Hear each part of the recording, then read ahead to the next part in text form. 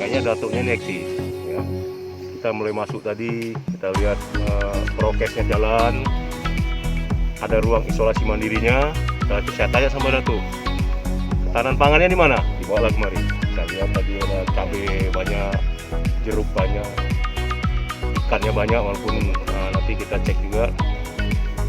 Itu memang seperti itu. Harapannya supaya Pak Datuk lebih giat untuk menciptakan kampung tangguh yang prima untuk kita jadikan barometer di Tamiang.